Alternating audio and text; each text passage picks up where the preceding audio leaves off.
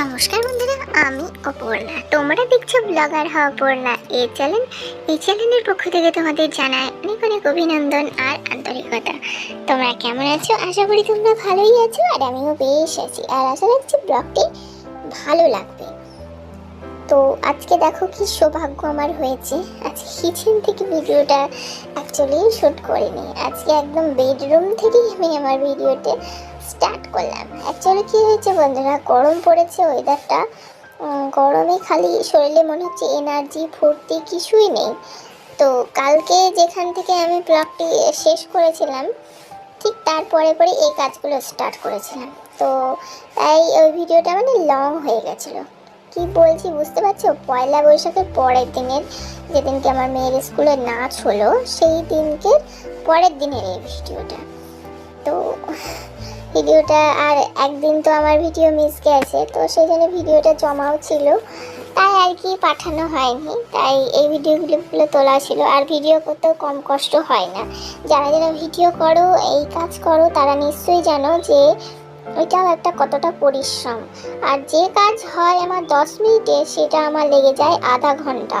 মানে এই blog shoot করার জন্য এদিকে ক্যামেরা সেট করো, একবার ওদিকে ক্যামেরা সেট করো, একবার অপোজিট সাইডে ক্যামেরা শ্যুট করো, মানে এইভাবে ক্যামেরার অ্যাঙ্গেল নিতে লেট হয়ে যায়।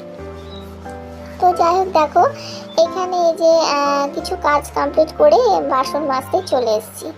আর এই রোদ, কি রোদ বন্ধুরা আমাদের বাড়িতে। আর ওই ঘরটা যে ভেঙে ফেলেছে আমার হাজব্যান্ড, তো ছাদটা, তো ওই ঘরের ছাদের জন্য না কিছুটা ছাওয়া পড়তো উঠানে, তো বাসন মাজতে অসুবিধা অতটাও হতো না। তো এখন দেখো কি অবস্থা, আমি একটুখানি ছাওয়া খুঁজে সেইখানে আমার পিঠটা লাগিয়ে বসেছি, আর এই সাইডে বাসনটা যেখানে মাজছি সেখানটায় কি রোদ, তবুও কিন্তু গায়ে রোদ লাগছে না তা কিন্তু না। আর এতটা গরম আর এতটা রোদ্রু পড়ছে একদম চৈত্র মাস থেকেই, যে চৈত্র মাসে হালকা হালকা কিন্তু ঠান্ডা আবহাওয়া থাকে, ওয়েদারটার এতটা পরিবর্তন হয়েছে।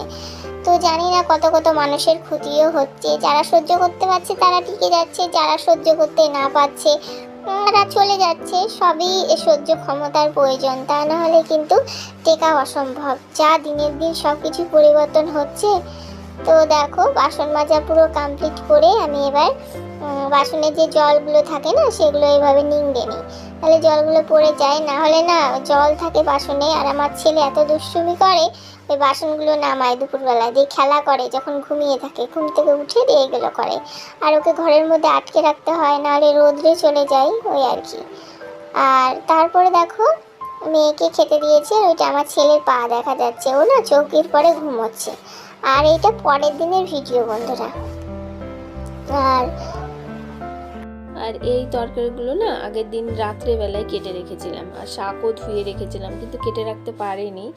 আবার আলুগুলো কেটে রাখিনি, আলু কেটে রাখলে দেখবে কালো হয়ে যায়, তো সেই জন্যে যেগুলো কেটে রাখার মতন সেগুলোই কেটে রেখেছিলাম। আর এই যে ডাঁটা শাক নিয়ে এসেছিলো, তো আজকে মেনুতে হয়েছিল ডাঁটা শাক, আর হয়েছিল কুমড়ো ভাজা, কুমড়ো আলু পটল ডাঁটা দিয়ে একটা তরকারি, আর হয়েছিল সজনে ডাঁটা আর আলু পটল বড়ি দিয়ে রসা। তো নিরামিষ রামনবমী তাই। আর তোমাদেরকে জানাই রামনবমীর অনেক অনেক শুভেচ্ছা, ভালোবাসা। আর বন্ধুরা তোমরা তো সকলেই জানো এই রকম কন্টেনারের মধ্যে লঙ্কা, আদা, লেবু আমি ভরে রাখি যাতে না শুকিয়ে যায়। তো এই ভিডিওগুলো করা আর হয় না, তো ভিডিও অফ ক্যামেরায় হয়ে যায় কাজগুলো, সবসময় তো তার ক্যামেরা অন করে সম্ভব না।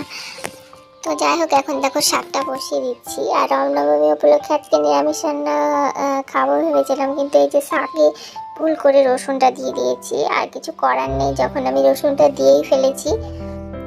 তো বাকি রান্নাগুলো নিরামিষই করেছিলাম, শুধু শাকটাই গন্ডগোল করে ফেলেছিলাম। তো আর কি দেখো এইখানে শাকটা ভালোভাবে নাড়িয়ে নিচ্ছি, নাড়িয়ে নেওয়ার পর লবণ হলুদ দিয়েছিলাম। আর দুই দিকে রান্না বসিয়েছি, হাজব্যান্ড সকালে খেয়ে যাবে। আর এখন সময় কটা জানো? এখন সময় সকাল 6:30।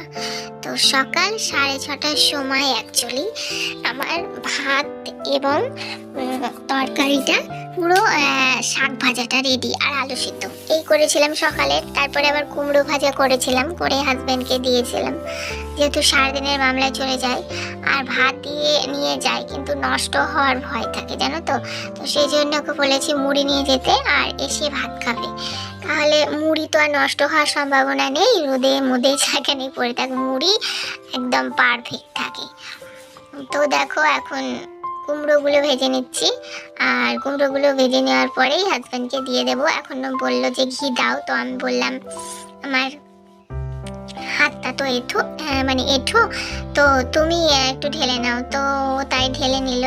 আর আজকে নতুন ঘিটা নিয়ে এসছে, ঘি ঘরে ছিল না, তো ফুরিয়ে গেছিলো। আর আমার মেয়ে ঘি আলু সিদ্ধ ভাত খেতে খুব ভালোবাসে, ঘি আলু সিদ্ধ দিয়ে দিলে ও আর কিছু কিন্তু চায় না। তো ছিল না, ওই আর কি শীতে খাওয়ার প্রয়োজন, আর গরমে অ্যাসিডিটি হয়, তো সেই জন্য না খাওয়াই ভালো।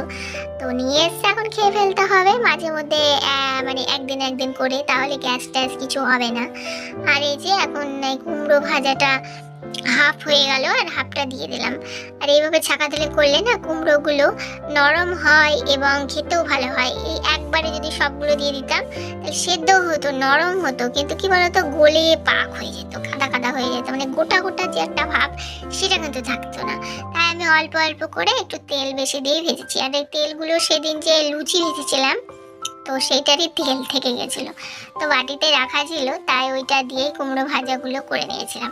এবং ওই যে কুমড়ো আলু তরকারি করেছিলাম, তার পটলটা ভেজেছিলাম, বড়িটা ভেজেছিলাম, আলু বড়ির ঝোলে যে রসাটা দিয়ে দেবো, তো সেটার জন্যই।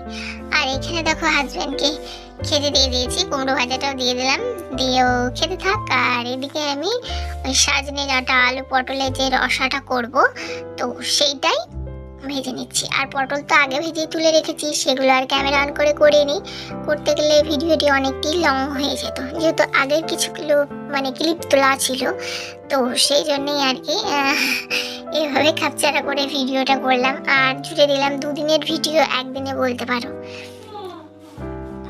পারো কি সেটাই। আর আমার ভিডিওতে কি বলবো বন্ধুরা, ভয়েস দেওয়ারই সময় নেই, সেই পরিস্থিতিটাই হয় না, সব সময়তেই জ্ঞানজাম, একটু যে নিরিফিরি কথা বলবো তোমাদের সঙ্গে রিল্যাক্সে, সেটা হয় না, তাড়াহুড়োর মধ্যে দিতে হয়, ওই জন্য ওই কথাগুলো না সময় সময় তুতরে যায়, আটকে যায়। তো শুধু মনে হয় কে কখন চলে এলো, কে একটা আওয়াজ দিবে, ভয়েসে সেটা অ্যাড হয়ে যাবে, শুধু এটা মনে হয়। আর আমার বাড়িতে ঘর বারান্দার চেয়ে লোক বেশি, গণ নেই, বুঝতে পারছো তো, সবার একটা পার্সোনাল স্পেস থাকে, কিন্তু আমার কোনো সেই স্পেসটা নেই। স্বামীর সাথে যে কিছু মুহূর্ত সময় কাটাবো সেই স্পেসটাই নেই, কারণ ওই যে আমার শাশুড়ি, কি আর বলবো, যাদের কপাল ভালো তাদের নিশ্চয়ই ভালো হয়, কিন্তু আমার কপাল মন্দ গো। তো নাই বা বললাম নিজের আলোচনা পাবলিক করতে, তাই না। তো যাই হোক, ওই টপিক চেঞ্জ করে দিই। এখন দেখো এই ডাঁটা আলু বড়ির তরকারিটা ভালোভাবে এই যে একটু কষে নিলাম, দিয়ে ঝোলটা ফুটে যাওয়ার পরে না আমি বড়িগুলো দিয়েছিলাম, নাহলে বড়িগুলো এমনিতেই ভেঙে গেছিলো, পরে দিয়েছিলাম, তো আগে দিলে বোধহয় গলে ছাতু হয়ে যেত। তো এই আর কি। আর আজকে রান্না বান্না দিয়েই মানে ভিডিওটি এন্ড করেছি, আর কিছু শ্যুট করে নিই, যেহেতু বললামই তো আগের কিছু ভিডিও ক্লিপ ছিল, যদি আরও কিছু কাজকর্ম শেয়ার করতাম তাহলে অনেকটি লং হয়ে যাচ্ছে, যেহেতু আর কথা বলতে গেলে তুলে যাচ্ছে, এটা স্বাভাবিক, কারণ একটা কাজ করলে যদি সেটার মধ্যে মন ধ্যান না থাকে, অন্যদিকে যদি মন ধ্যান থাকে, তাহলে কি সেই কাজে সাকসেস হয়? আমার তো মনে হয় না হয়।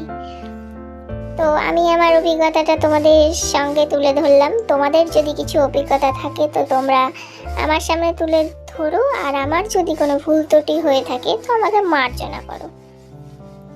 তো যাই হোক, দেখো এই তরকারিটা করে নিলাম, তারপরে এই কুমড়ো আলু ডাঁটা দিয়ে একটা তরকারি করেছিলাম, সেটা আর শেয়ার করিনি, একদম গ্যাস মুছেই আজকে ভিডিওটি এন্ড করে দিয়েছি। তাহলে চলো আজকের মতো এইটুকুই, দেখা হচ্ছে আগামীকাল। ততক্ষণ তোমরা সকলে খুব ভালো থাকবে, সুস্থ থাকবে, আর হ্যাঁ আমার কথা একটু ভাববে, আর দেখতে কিন্তু ভুলবে না ব্লগার অপর্ণা এই চ্যানেল।